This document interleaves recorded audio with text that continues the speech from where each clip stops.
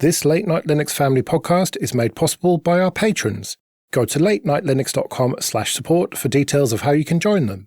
Support us on Patreon for access to ad-free episodes and early releases. That's latenightlinux.com/support.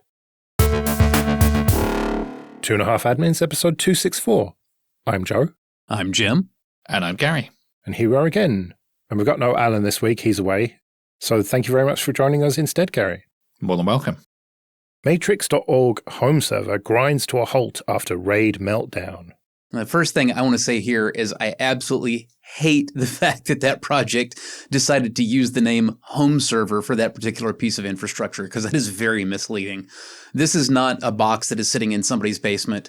I mean, in theory, it could have been sitting in Alan's basement, I suppose, with its 55 terabyte database. But that's what ground to a halt. And, they're having a lot of difficulty getting restored. And anytime you're looking at multiple terabytes of database, in this case, it's a Postgres database, you can have creeping corruption that leaves the database largely functional until you hit one of the broken parts, and then things just kind of spiral out of control. And that seems to be the sort of situation they have here. It's not a question of them having been unable to get the server up and running again. It's a question of being able to get it up and running with all the data as verified good and not corrupt and not going to lead to, another slow, toxic spiral of database corruption. It looks like they have done that now, but it took them an awfully long time to do it because that database was 55 terabytes. Yeah, again, 55 terabyte database. Let's see how long it takes you to clean and verify a partially corrupt 55 terabyte database, Joe. Well, it's 55 terabytes and then 17 hours worth of replays of traffic that was there since the last backup, right? So it's a huge amount of data to try and restore. And we don't have many details on what they were restoring from or what the backup methodology was there. But I certainly wouldn't want to be in their sysadmin shoes restoring it.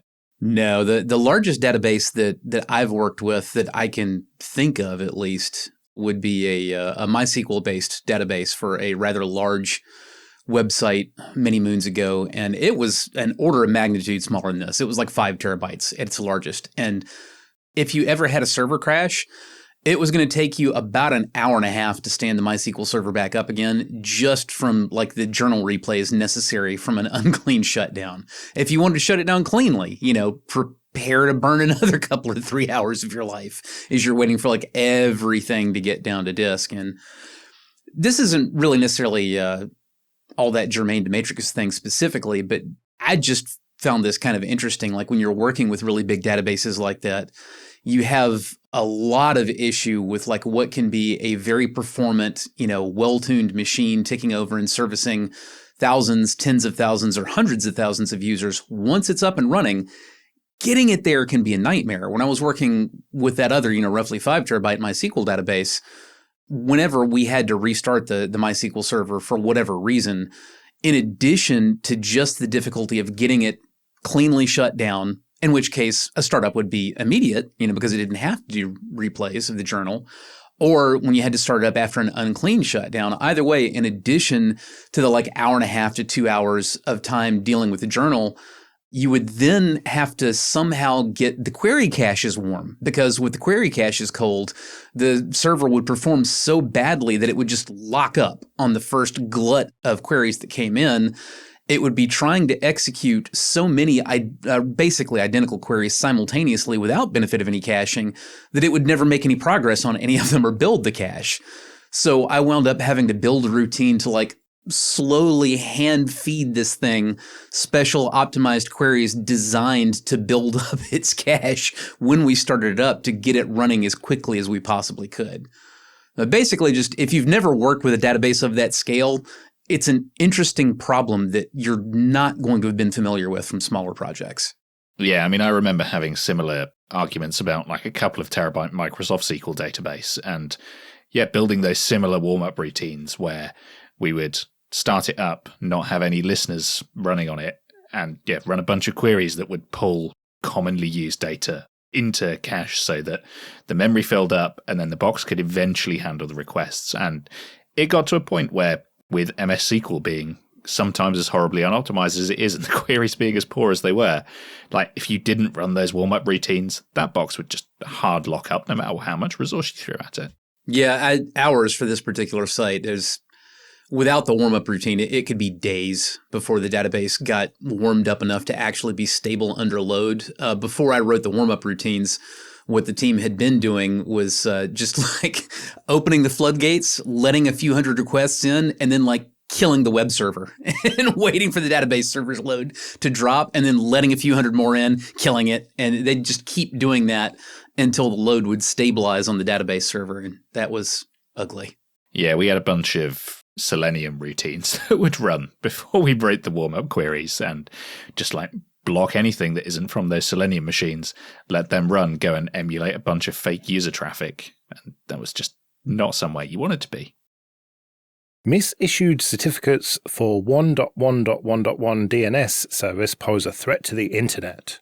I think this is a little overstated. In order for this problem to pose a threat to the internet as a whole would have to be relying on encrypted DNS, and I just don't think that's an accurate statement in 2025. The misissued certificates, this is really not anything new. Welcome to the wonderful world of certificate authorities. They do stupid things. The whole system was not really designed very well to provide any kind of secure authentication. As it stands, basically anybody who is a certification authority that is in most of the browser's trust rings can just issue a certificate for any domain or any IP address at any time. And if your browser trusts it, then it will say, yes, that is who that is. Now, with all that said, again, like who's actually using DNS over TLS or even DNS over HTTPS right now? Not that many people. And I would argue that the more interesting problem that you have to solve in order to hijack that service is first you need some kind of a BGP hijack to get you in the middle, in between the target and 1.1.1.1, the service in question. And if you can pull off that BGP hijack, I don't think the certificate really is that much of a challenge beyond that. Well, yeah, if you pull off a BGP hijack on 1.1.1.1, you're going to get all of the unencrypted requests. So what do you care about having TLS anyway? It's an interesting problem that Cloudflare weren't monitoring the certificate transparency stuff particularly, and didn't notice this for months. Like these certificates were issued in May, and they didn't find out about it until about a week ago. That's quite telling as to how closely they're actually looking at what certificates are issued for their domains. Because that's pretty easy to automate, right? I mean, my domains are all on Cloudflare, and Cloudflare email me when someone who isn't Cloudflare issues a certificate for one of my domains. So yeah, it's pretty simple to set up. To the best of my knowledge, I don't get any kind of notification when a certificate gets issued for a domain that I own. And I think that's got to be the case for like a lot of folks, because we've had so many bogus certificate issuings over the years that have wound up with, CAs getting, unfortunately not usually revoked, but, at least getting a slap on the wrist. Like when Symantec was misissuing certificates left and right a few years back. It was interesting that it's only really Microsoft that trusted this CA, though. It makes me wonder why, if Google and Mozilla weren't trusting them, Microsoft were. Well, if all three of the major players all trust the same certification authorities, then what's the point in there being three separate choices to begin with, right? I mean, I don't know that it's all that weird that there are some differences in which CAs have entered into the browser trust rings, between different major browsers controlled by different major organizations. I think that's just, it's federation, isn't it? I suppose. I think the better question to your point would be, why do all of us trust so many certification authorities? Why do there need to be so many of them that, we keep having these problems with, cert authorities that, in some cases they're big ones, like, Symantec misissuing certs left and right, but there's so many certification authorities that like we've never even heard of. And the question, comes to mind, like, okay, why? Like, isn't the whole point of a certification authority that you can trust that authority? That's what makes them an authority, and therefore their recommendations as to whether something that they certify is or isn't legit is worth something. But if there are, hundreds or thousands of certification authorities and you've never heard of the majority of them, and yet they're all just blindly entered directly into browser trust rings, well, then what kind of certification are they really providing at that point? Well, I'm just looking at the list of root CAs in the Microsoft Trust Store, and there are over 500 of those.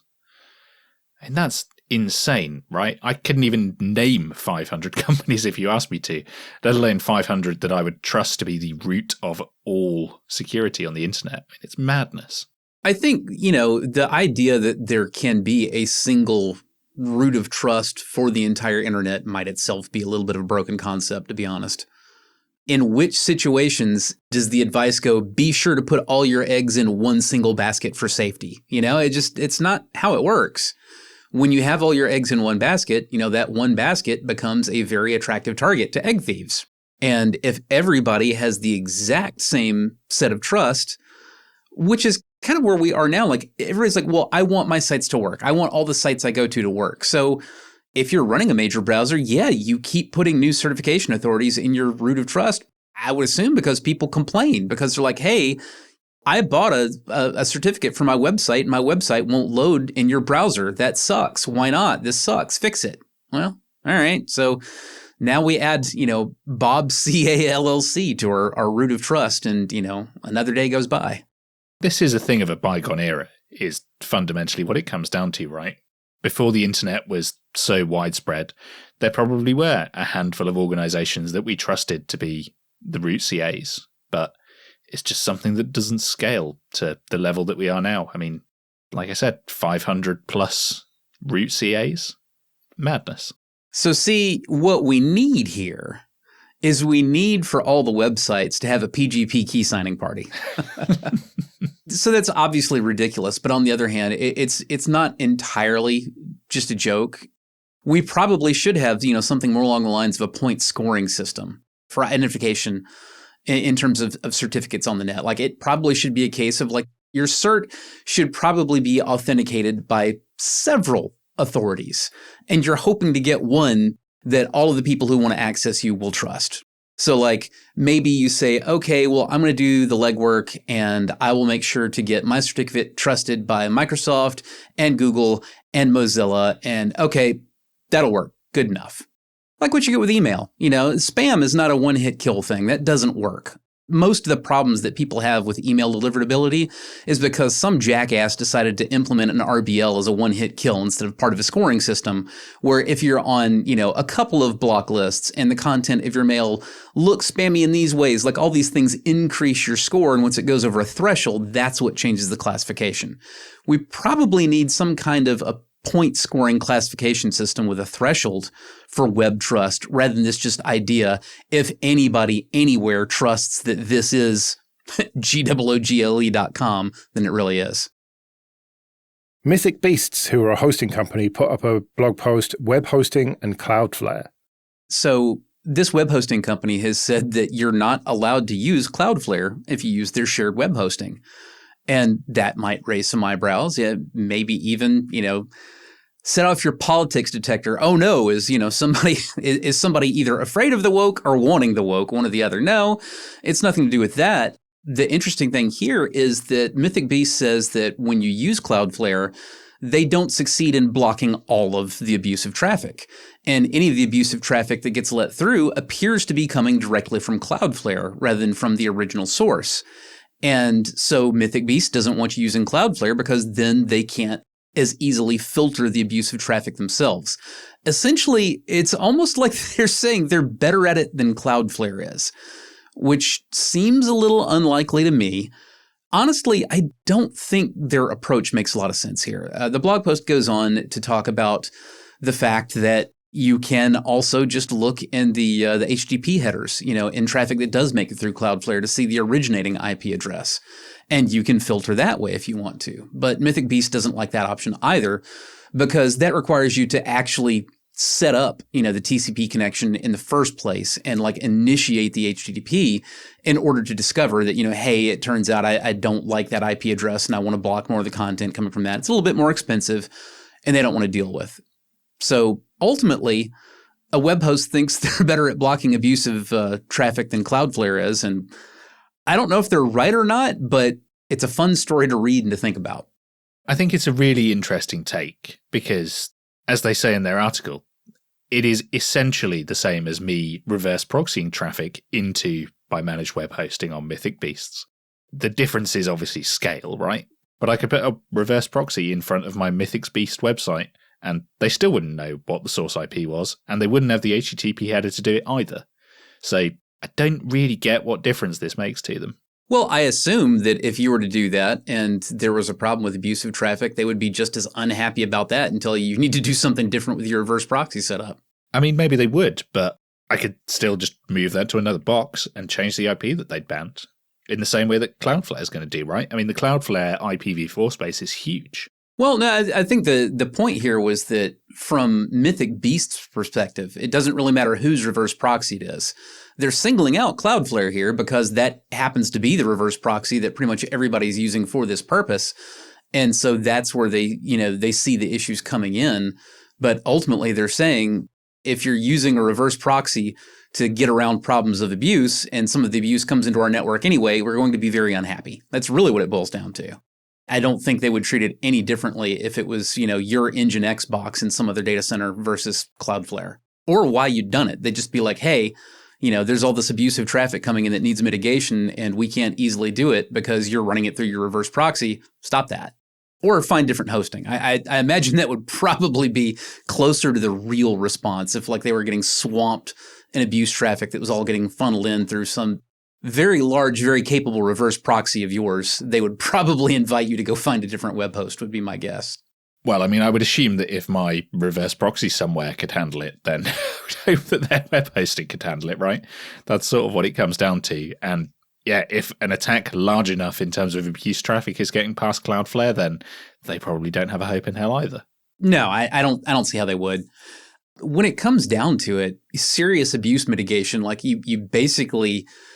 you've got to have some excess capacity and some excess IP space available to dump stuff onto that you don't want. It's not as simple as just saying, no, I don't want it. Because by the time you say, I don't want it to a packet, well, you already interacted with that packet. You might as well have done any of a number of other things with it.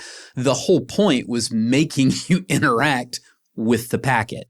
So it's really a game of having an enormous amount of capacity in terms of network, of IP space, and honestly, even of compute, mitigating DOS stuff. So even if you're really, really skilled at it, this is why I'm like, I don't see some random web host, outperforming Cloudflare on this. Well, and this is absolutely why companies like Cloudflare, Akamai, insert provider here exist, right? Is that they have the resource to do this. It's hard to imagine much of any other reason for them to exist, so point taken. Unfortunately, the IceBlock app is activism theatre, writes Micah Lee. This is an interesting one. The IceBlock app it's a citizen reporting app intended for anybody running the app to be able to say, hey, I saw ICE in my neighborhood, here's where, and share the information to spread awareness of ICE raids on neighborhoods that might have immigrant communities or what have you. Yeah, not ICE as in frozen water, ICE as in Immigration Customs Enforcement. Immigration and Customs Enforcement. Very good. Of course, if you're sitting there thinking maybe there's a problem with just letting absolutely anybody say they saw ICE making a raid, in any random location, then you've thought this through more than the originator of the app did, unfortunately. Basically, everything that could be wrong with an app like this is wrong. There is a failure to deal with any seriousness with anonymization, with security. The hosting of it is shared on a box with decades of the author's old websites. So, if any of those get hacked, that's a toehold into the back end where all the data from people doing political activism, is going to be held. He doesn't want any part of open sourcing the project because he thinks that means he would have to blindly trust other people, which is a little ironic if you stop to think about it. Yeah, it's hard to trust it when you can't read the code. That's right. I'm glad you figured that one out, but you could read the code if you open sourced it. So, Yeah, because he spoke at this Hope conference. Joshua Aaron, he's called, the author of this application. And in the Q&A, it's unbelievable, some of the stuff. People ask him about security through obscurity, and he doesn't seem to know what that is. They ask him about warrant canaries. He doesn't seem to know what they are. They ask him, has he consulted with the communities involved here? And he just sort of totally sidesteps the question. It's a very strange situation. It's not that strange, honestly. It's the same situation that you have with, God, I can't give any examples without pissing somebody off. This is basically white savior complex. You see this with missionaries that go into the African continent. Not just the African continent. South America's gotten pretty popular for this sort of thing too. And don't get me wrong, I'm not saying that every mission is a bad idea. But there are an awful lot of religious missions to less developed countries where the organization doesn't really talk to anybody on the ground in the country in question. They don't really interface with the community. They just decide, what this community needs is this building. So we're going to bring a bunch of random people from suburban USA with no particular qualifications and a couple of people who sort of kind of know what they're doing. And, we're going to whack together this building in the course of a few weeks. Yay, we saved the community. Only nobody's using the building because it wasn't what they needed. And, it doesn't actually fit any of the uses that they might possibly have for it. And of course, the examples of this get considerably more grim than that. A lot of people will go to developing nations and pretend to be doctors when they're not and cause truly grim harm that we don't really need to go into details of here that way. And this basically, I think, is the same thing. This kid appears to truly want to do good. It doesn't seem like it's a false flag operation on this kid's part. It's just he's decided that only he can save the world and he doesn't need to ask anybody else any questions along the way. Now, this isn't just some small random app. This is something that has had over 1 million downloads. It's been doing really well in the iOS charts or whatever. Like, this is something that a lot of people are using. And by the sounds of things, probably shouldn't be. I would disagree with you. It is exactly a small random app. However, it's a small random app that went viral. Right, yeah. And that can be a real problem because now we have a small random app that appears to have been developed by a person one might describe uncharitably as a small random developer.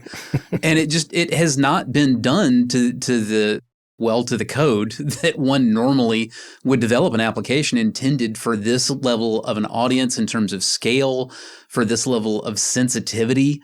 Because, again, we're talking about handling data of political activists in a climate when political activists keep getting shot or deported. It's really dangerous when this kind of stuff happens to an app of this magnitude. This has got the attention of various left-wing US politicians that have been interacting with it on social media. And it's risen up all the way to, like Joe was saying, the top apps in the App Store. And to a layman, that's like, well, this is in the top 100 apps in the App Store. This must have been developed properly. If not, Apple or Google wouldn't let it in the top 100 apps in the App Store.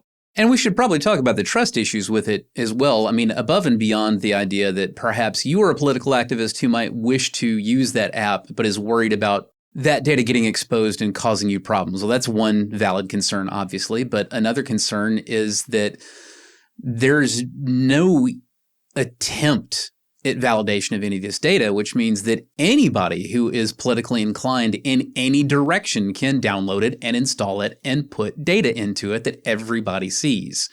So there are reports of, racist comments and MAGA screeds and obviously false data being entered in. And none of this is good for the intended purpose. Whether you like ICE and you think they're doing a great job and they're patriots who are saving the country, or whether you think ICE is terrible and, they're an arm of a Gestapo that's ruining the country, either way, you get to put data in the app, whatever data you decide to put. And it's not verified or vetted in any way. And so even though the app was genuinely intended to combat ICE, it's kind of doing the opposite, because when you can just make it appear that ICE is raiding every neighborhood every week, all the time, all over the country, you're actually doing good propaganda work for the opposition. So this guy didn't respond particularly well to the security criticisms around the app, right? He didn't respond particularly well to anything. You could just say, so this guy didn't respond particularly well. Period. Sentence over. But his response was effectively, stop lying about me. You don't know me. Go away. I don't understand on what planet he thinks that's an acceptable response at all. You're right.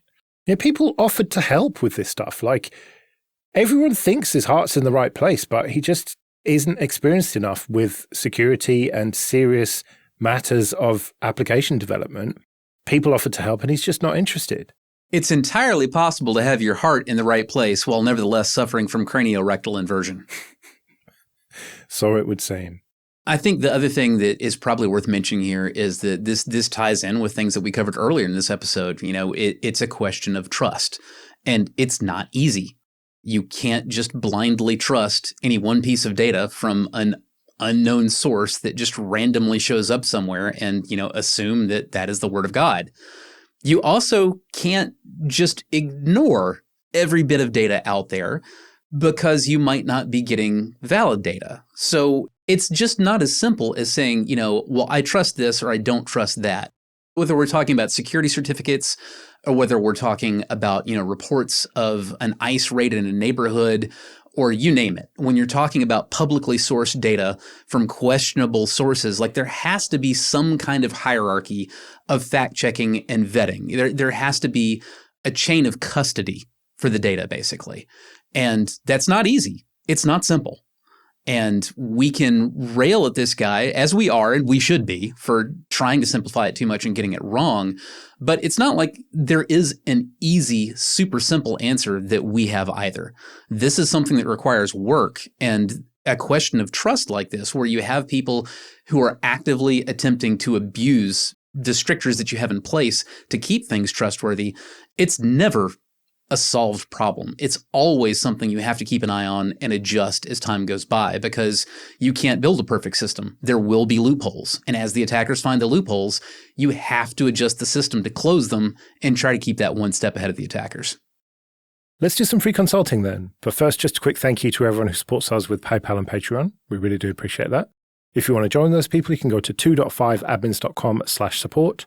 And remember that for various amounts on Patreon, you can get an advert-free RSS feed of either just this show or all the shows in the Late Night Linux family. And if you want to send in your questions for Jim and Alan or your feedback, you can email show@2.5admins.com. Another perk of being a patron is you get to skip the queue, which is what Furacle has done. Furacle writes, I'd love to know more about S3 block storage. When does it make sense to use it outside the cloud? Which implementations are good choices? When should you not use it? So I'm going to start out and say you should only use it if the application you're deploying really only talks S3. If you've got an application that is super reliant on object storage and you need an object store, S3 is probably the one that it talks. And if you want to run it on premises or outside the cloud, Minio is really the only solution that I've seen that is widely deployed for that. There are a couple others besides Minio, but I can confirm that nobody really says anything very promising about them. When you look into alternatives, which a lot of people have because Minio changed its license a few years ago. It used to be Apache v2. Now it's GNU Affero GPL. And there's some controversy over whether they even could do that and what their motives were for doing that. And are they the goodies or are they the baddies? So it's led people to look for alternatives.